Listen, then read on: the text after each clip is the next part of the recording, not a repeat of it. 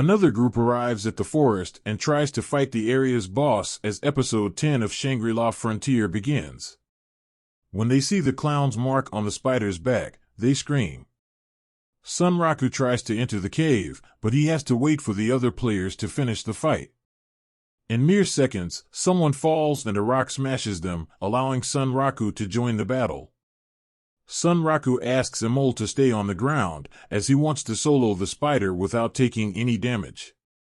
He easily avoids the webbing and the rocks the monster throws at him with the skill one-boat leap.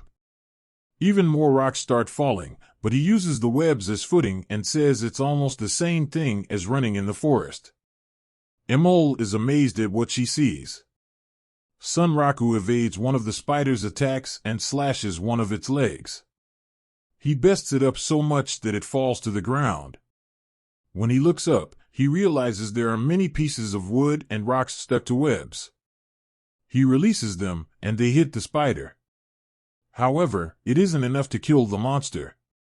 Sunraku looks at the clown mark and remembers the way Lycagon destroyed him. If he wants to beat the wolf in the future, he has to face this type of boss head-on. He slashes the monster's back dozens of times, dealing many critical attacks.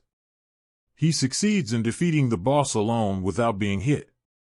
The scene cuts to Katsuo defeating Mud Digger alone. He complains the enemies are far too easy. His character is a blonde girl who seems to not use any weapons, just her fists.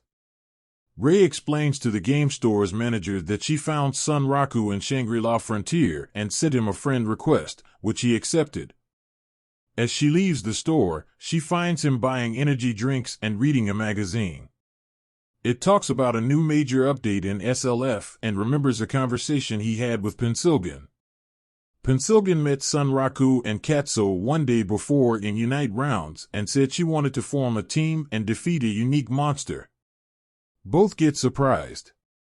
Although Sunraku was a bit more cautious, Katsuo told them he was dying to fight one of those creatures. If they agree to her plan, they'll fight Weatherman the Tomb Guard in 2 weeks, right after the update. Both of them accepted and wished to hear more about her strategy. As Hizutome leaves the shop, Rei calls him out. He has a hard time doing it, but manages to remember her name. She says she knows he plays SLF and tells him she plays it too. As she is ready to ask him to play together, Pensilgan sends him a lot of messages. He runs off and says they will talk later. Rei is happy as she finally talked more with her crush face-to-face.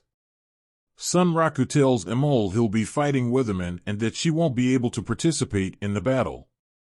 The bunny is shocked when she hears the name of the unique monster and rushes to tell her dad. Sunraku remembers more of his conversation with Pensilgan. He said he had Emol in his party, but Pensilgan said she shouldn't participate. When NPCs die in SLF, they die forever. The episode review. Things are starting to move. Sunraku defeats another boss and we learn a bit more about Pensilgan's plan. Thankfully, the anime will have 25 episodes now, instead of 12, so we won't have to wait a lot for them to fight Weatherman. The fight against the spider is very good, as it seems like a speedrun strategy from a real game. Also, using the monster's weapons against itself is very creative and makes for a different kind of battle. Lycagon still affecting the way Sunraku behaves is a nice touch too, as we'll hardly forget the wolf's threat to him. Rei is always good.